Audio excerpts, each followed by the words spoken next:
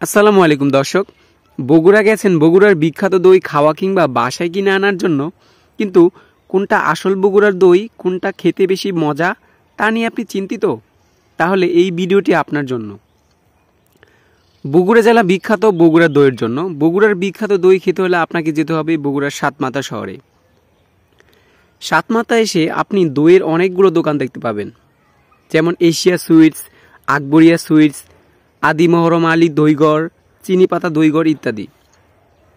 আমরা যারা ইউটিউবে ভিডিও দেখে বগুড়ার বিখ্যাত দই কোনটা যাচাই করি, তখন শুধু এশিয়া সুইটস আর আকবরিয়া সুইটস এই দুইটার নামই শুনি।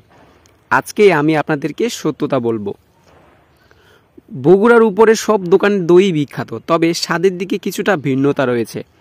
উপরের দইগুলোর মধ্যে আমি 1 নম্বর পজিশনে রাখবো আদি মহরত দইঘরকে। খেতে খুবই ভালো লেগেছে আমার কাছে। এক পাতিল দইয়ের দাম 200 টাকা। 2 নম্বর পজিশনে রাখবো এশিয়া সুইটস এবং মুসলিমা দইঘরকে। এশিয়া সুইটস এক পাতিল দইয়ের দাম পড়বে 300 টাকা। মুসলিমা দইঘরের এক পাতিল দইয়ের দাম হচ্ছে 140 টাকা। 3 নম্বর পজিশনে রাখবো আকবরিয়া সুইটসকে, যার এক পাতিল দইয়ের দাম 300 টাকা। তো দর্শক, আপনারা দই সম্পর্কে বিস্তারিত জানতে পারলেন।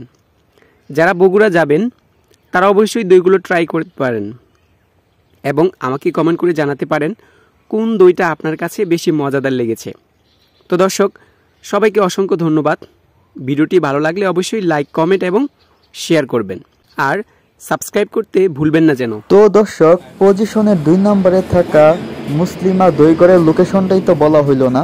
তো মুসলিমা দইঘরের লোকেশনটা হলো সাতমাথা থেকে 21 থেকে 22 কিলোমিটার আগে, দনুট মোড়, Sherpur bus counter, Bogura. Right ভাই কয়টা বাজে ওখানে?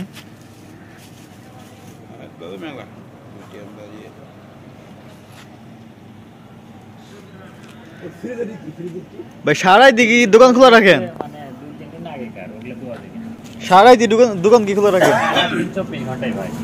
তো দর্শক, মুসলিমা দইঘরের দইয়ের দাম খুবই কম, মাত্র 140 টাকা।